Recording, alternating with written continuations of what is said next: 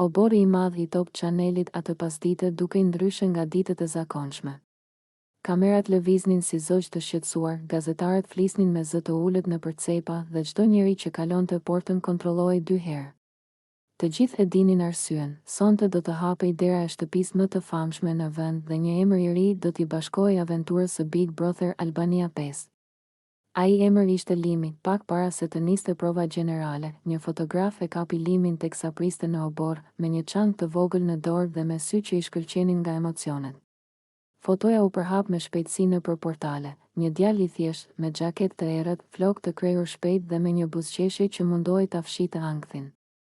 Askush nuk dinte shumë për të, dhe pikërisht kjo e bënte edhe më intrigues. Limi kishte ardhur nga një qytet i vogël i veriut. Miqtë e tij thoshin se ishte njeri i qetë, por me humor të hollë dhe me një kokfortësi që nuk dorëzohej lehtë. Kishte punuar kamerier, shofer, madje për një periudhë edhe në ndërtim. Nuk kam qenë kurrë i përkëdhelur, kishte treguar në intervistën e shkurtër prezantuese. Nëse hyj aty brenda, dua të jem vetja, jo një personazh i shpikur. Ndërkohë që stafi vraponte për të rregulluar detajet e fundit, ai rrinte pak më larg, si të ishte ende i pavendosur nëse po jetonte realitetin apo një ëndër të çuditshme.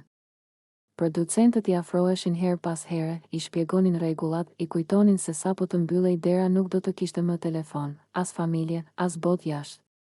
Vetëm kamerat dhe njerëzit e panjohur që do të bëheshin shok, armiq, ndoshta edhe dashuri. Je gati?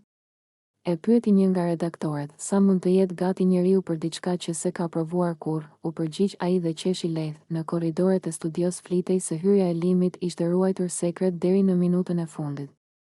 Publiku priste emra të njohur, influencues, këngëtar, por produksioni kishte zgjedhur të sillte edhe dikë krejt të panjohur, një djalë nga jeta reale, me histori të zakonshme dhe me ëndra të mëdha. Pikërisht kjo e bënte bastin e fortë. Kur u afrua mbrëmja, dritat e skenës filluan të ndizeshin një nga një.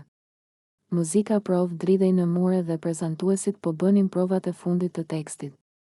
Limi u fut në dhomën e grimit, ku një stiliste i rregulloi jakën dhe i tha të merrte frym thellë. Mos haro, kamera e do të vërtetën, i pëshpëriti ajo. Ai tunte kokën, por në mendje i kalonin fytyrat e prindërve, të motrës së vogël, të shokëve që i kishin thënë, na bëj krenar. Jashtë, fansat kishin nisur të mblidheshin. Disa e njihnin nga fotot e publikuara, të tjerë thjesht ishin kureshtar. Emri i tij qarkullonte nëpër rrjete. Kush është Limi? Çfarë lojtari do të jetë? A do ta trazoj shtëpinë? Askush nuk kishte përgjigje. Pak minuta para transmetimit live, ai u ndal sërish në oborin ku ishte fotografuar. Shikoi ndërtesën e madhe, logon gjigante të programit dhe mendoi se jeta e tij po ndahej në 2 pjesë, para kësaj dere dhe pas saj. Një teknik i vuri mikrofonin në jak dhe i tha të mos e prekte më. Kur të dëgjosh emrin, thjesht ec përpara, i tha ai. Ora shënoi fillimin e spektaklit. Brenda studios shpërtheu muzika, publiku duartrokiste, prezantuesi prezantonte konkurrentët një nga një. Emrat e parë hynë me bujë, me histori të bujshme dhe me batuta të përgatitura. Limi priste në një korridor të ngushtë. Me zemrën që i rrite fort, më në fund erdhi radha e tij, lojtari më i ri i Big Brother Albania 5. Limi. Dera u hap dhe ai doli në skenë i verbuar nga dritat. Për disa sekonda nuk dëgjonte asgjë veç shurmës së gjakut në vesh. Pastaj pa njerëzit që duartrokisnin, kamerat që i afroheshin fytyrës, prezantuesin që i zgjati dorën. Mirë se erdhe, Limi. Kush je ti? Ai mori frym thellë. Jam thjesht një djalë që ka ardhur të provoj veten, tha. Nuk kam strategji, kam vetëm karakter. Publiku reagoi me zëra të përzierë. Disa e pëlqyen menjëherë sinqeritetin e tij, të tjerë mbetën skeptik. Por loja sapo kishte filluar, rruga drejt shtëpisë ishte e shkurtër. Por për të u duk si një shekull. Çdo hap e largonte nga jeta e vjetër dhe e fuste në një realitet ku çdo fjalë peshohej, ku çdo shikim analizohej. Kur dera u hap dhe konkurrentët e tjerë e pritën me kureshtje, ai kuptoi se tashmë nuk kishte kthim pas. Mirë se erdhe, vëlla, i tha njëri prej tyre. Shpresoj të mos ma bëni jetën ferr, u përgjigj Limi me shaka. Që në orët e para u pa se ai nuk ishte tip që fshihej. Bisedonte lirshëm, tregonte histori nga puna, nga familja, madje guxoi të thoshte edhe mendime që të tjerët i përtypnin para se t'i nxirrnin. Disa e panë si aleat të mundshëm, disa si rrezik. Në dhomën e rrëfimit, kur e pyetën çfarë pret nga kjo eksperiencë, Ai u mendua gjatë, dua të shoh sa i fort jam pa maska. Jashtë njeriu fshihet pas punës, pas telefonit, pas shokëve. Këtu je vetëm ti dhe pasqyra. Jashtë shtëpisë, lajmi për hyrjen e tij po bënte xhiron e mediave. Fotoja e bërë në oborin e Top Channelit ishte kthyer në simbol të fillimit të një kapitulli të ri. Analistët e formatit diskutonin, a do të ishte limi surpriza e sezonit? A do ta fitonte publikun me thjeshtësinë e tij apo do të humbiste mes karaktereve më të zhurmshme? Askush nuk e dinte. Por një gjë ishte e sigurt, që nga ajo natë, emri i tij nuk ishte më thjesht i një djali anonim. Ai ishte lojtari më i ri i Big Brother Albania 5. Një histori që sapo kishte nisur të shkruaj, me kamera ndezur dhe me një vend që priste ta njihte, dhe ndërsa dritat e shtëpisë u fikën për natën e parë. Limi u shtri në krevatin e tij të ri, duke menduar se jeta ndonjëherë të çon në vende që nuk i ke imagjinuar kurrë. Obori ku ishte fotografuar mbeti jashtë, por ajo foto do të kujtonte gjithmonë momentin kur një djalë i zakonshëm vendosi të rrezikojë gjithçka për një ëndër të madhe. Ishte një mbrëmje e gjatë vere, nga ato që duken sikur nuk duan të mbarojnë kurrë. Në shtëpinë e vjetër në skaj të lagjes, Ludo ishte shtrirë në krevat, me dritaren gjysmë të hapur dhe me erën e detit që hynte si mysafire e padukshme. Kishte gjithë ditën që punonte në punishte dhe e vetmja gjë që donte ishte pak qetësi. Por qetësia, si zakonisht, nuk ishte pjesë e planit të shokëve të tij. Lëndrimi dhe labinoti u futën në dhomë pa trokitur. Qeshnin me zë të lartë, duke shtyrë njëri tjetrin si dy fëmijë që sapo kishin zbuluar se si bëhet rëmuja. Ngrihu more gjumash. Thiri lëndrimi dhe i hodhi Ludo një jastëk në fytyrë. Ludo. Po fle si gjysh, hajde të dalim. Shtoi labi, duke u ulur në cep të krevatit dhe duke ja tundur këmbët. Ludo u përpoqti ignorante. Mbylli sytë dhe bëri sikur nuk i dëgjonte, por ata e kishin marrë misionin seriozisht. Lëndrimi filloi t'i binte me gishta në ballë si të ishte derë, ndërsa labi i tërhoqi batanien. Po na bën sikur je i sëmur, a? Qeshi lëndrimi, mos na e prish mbrëmjen, se kemi plan të madh, vazhdoi labi, diçka brenda Ludonit u koput. Ishte ajo fija e hollë e durimit që e kishte mbajtur gjithë ditën. U ngrit me vrull dhe, pa menduar shumë, i dha labit një shkel në këmbë. Dilni jashtë, more. U lëriti ai, për një çast u bë heshtje. Lëndrimi u shtang, ndërsa labi u skuq në fytyrë, më shumë nga krenaria e lënduar se nga dhimbja. Por heshtja zgjati vetëm një frym. Pastaj filloi përplasja e madhe. Labi i u hodh Ludonit dhe e shtyu pas murit. Krevati kërciti, tavolina u lëkun, gota e ujit ra në dysheme dhe u thye në mira copza. Lëndrimi u fut mes tyre, herë duke u përpjekur t'i ndante, herë duke e ndezur edhe më shumë zjarrin. Mos e prek më. Bërtiste Ludo, ti më godite i pari. Ja kthente labi, zhurma u përhap në për shtëpi si bubullim. Nga korridori u dëgjuan hapa, por askush nuk guxonte të hynte. Të tre kishin qenë shok prej vitesh, por atë mbrëmje dukej sikur e gjithë e kaluara po digjej si letër e vjetër. Lëndrimi, që zakonisht ishte më i qeti, u përpoq të vendoste pak arsye. Hajde, boll tani. Po sillemi si budallënj, tha, duke i kapur për krahut të dy. Por askush nuk donte të dëgjonte. Secili mbronte të vërtetën e vet. Pas disa minutash shtyrje e britmash, Ludo u largua drejt balkonit për të marrë frym. Gjoksi i ngrihej shpejt, duart i dridheshin. Poshtë, lagja ishte e qetë, krejt e kundërta e stuhis brenda tij. Labi u ul në krevat, duke fërkuar këmbën. Nuk e prisja prej teje, tha me zëmë të ulët, as unë nuk prisja të më bezdisnit si fëmijë. Ja ktheu Ludo pa u kthyer nga ai. Lëndrimi solli një peshqir dhe filloi të mblidhte copat e gotës. Po na shkon jeta duke u zënë për budallallçe, murmuriti. Si jemi më 16 vjeç. Fjalët e tij ranë si ujë mbi zjarr. Ngadalë, zemërimi filloi të shuhej. Kujtimet e viteve të shkollës, të netëve pa gjumë, të udhëtimeve të çmendura, u shfaqen një nga një. Ishin rritur bashk, kishin ndarë gjithçka, dhe tani po prisheshin për një shkelm e disa fjalë të pamenduara. Ludo u kthye në dhomë dhe u ul në dysheme. Më fal, tha më në fund. Fjala i doli me zor, por ishte e sinqert. Labi ngriti syt.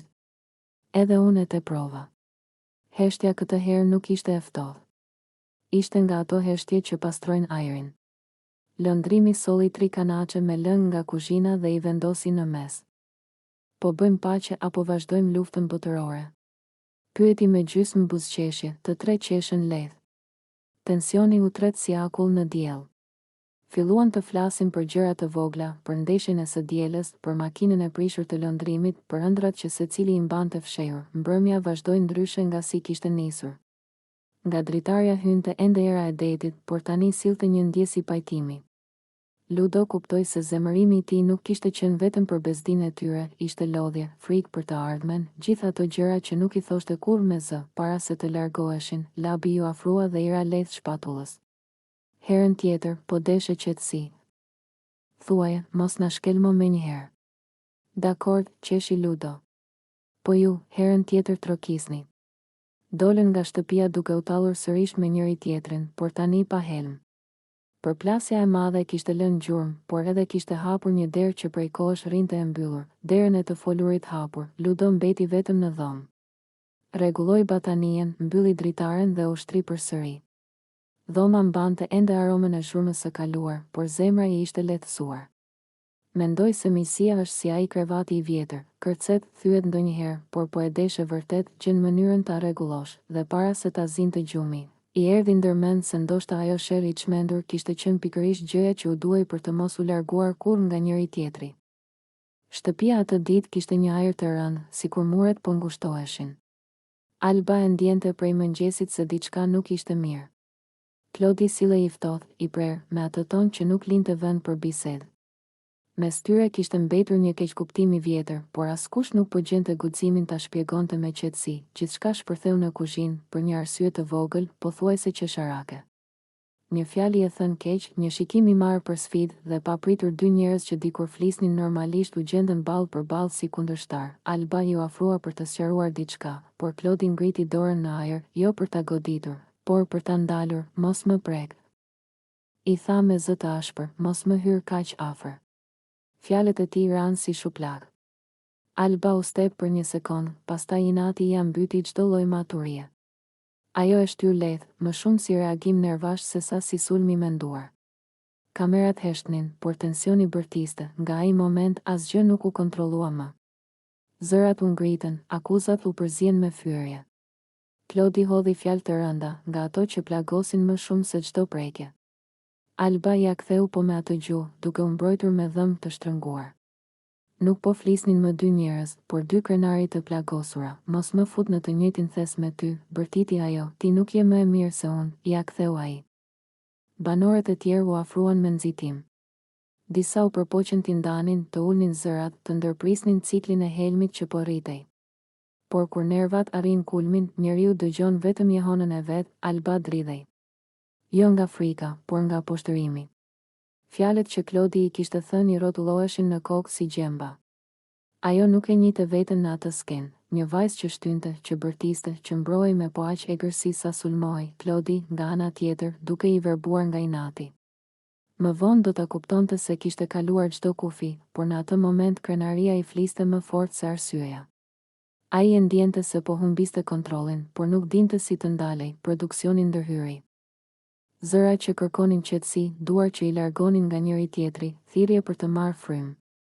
Konflikti nuk ishte më vetëm mes tyre, ishte bërë çështje e gjithë shtëpisë. Alba u largua drejt dhomës së gjumit dhe shpërtheu në lodh. Ato lot nuk ishin dobësi, ishin reagim ndaj turpit, ndaj ndjesisë se dikush e kishte ulur si njeri. Ajo përsëriste me vete, nuk jam ajo që tha ai. Nuk jam. Klodi mbeti në korridor, i heshtur për herë të parë. Inati po i binte dhe në vend të tij po hynte pesha e fajit. Fjalët e tij i dukeshin tani të shëmtuara, të panevojshme.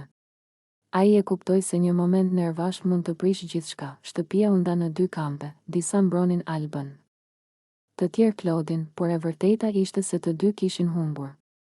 Kur një debat arrin të shtyrjet dhe ofendimet, askush nuk del fitues. Mbrëmja ra me një qetësi të rreme. Alba refuzoi të dilte nga dhoma për orë të tëra.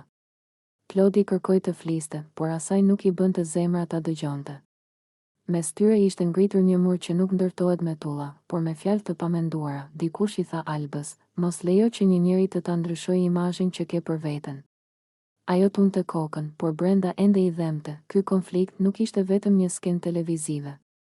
Ishte përballje karakterash, plagësh të vjetra, krenarish që nuk din të kërkojnë falje. Dhe mbi të gjitha, Ishte provë se sa lehtë një njeri mund të humbas dinjitetin kur lejon inatin t'i flas në vend të zemrës. Nata i gjeti të ndarë, secilin me mendimet e veta. Askush nuk e dinte nëse të nesërmen do të kishte pendim apo vetëm më shumë heshtje. Por një gjë ishte e qartë, ajo përplasje i kishte ndryshuar të dy, dhe disa fjalë, edhe kur era i merr, lën plagë që nuk duken në kamera.